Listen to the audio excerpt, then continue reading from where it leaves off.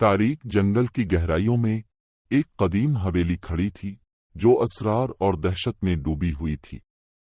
یہ بدنام زمانہ کالے جادوگر میلسٹر کا ٹھکانہ تھا، ناقابل بیان ہولناکیاں پھیلانے اور دنیا پر ناپاک دہشت پھیلانے کے لیے اس کی شہرت کو گاؤں والوں نے خوف کے مارے سرگوشی کی۔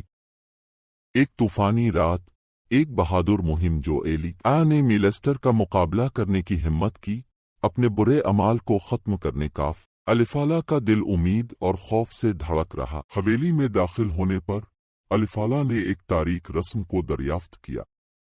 مرکز میں کھڑا تھا، موم بتیوں، بخور اور عجیب و غریب نمونوں سے گھرا ہوا تھا۔ اس کی آنکھیں بدتمیزی کی شدت سے چمک رہی تھیں جب وہ قدیم ترانے کا نعرہ لگا رہا تھا۔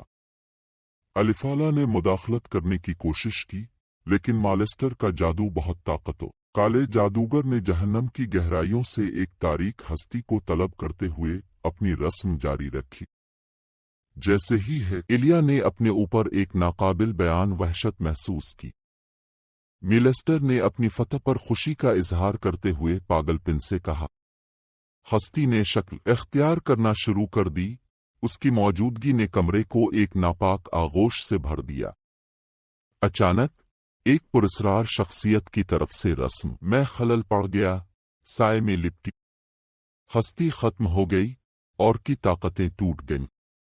ایلیا کو اس کی ٹرانس جیسی حالت سے آزاد کر دیا گیا تھا اور وہ مل کر حویلی سے بھاگ گئے کیونکہ یہ تباہی چھائی تھی وہ کبھی بھی پوری طرح سے ختم نہیں ہوگی۔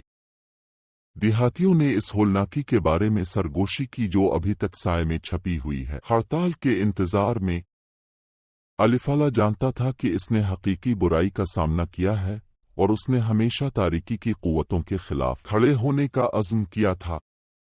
کالے جادوگر مالسٹر کی وراثت نے ایک احتیاط کہانی کے طور پر کام کیا جس نے تاریک فنون میں ڈوبنے کے تمام خطرات کو یاد دلائی۔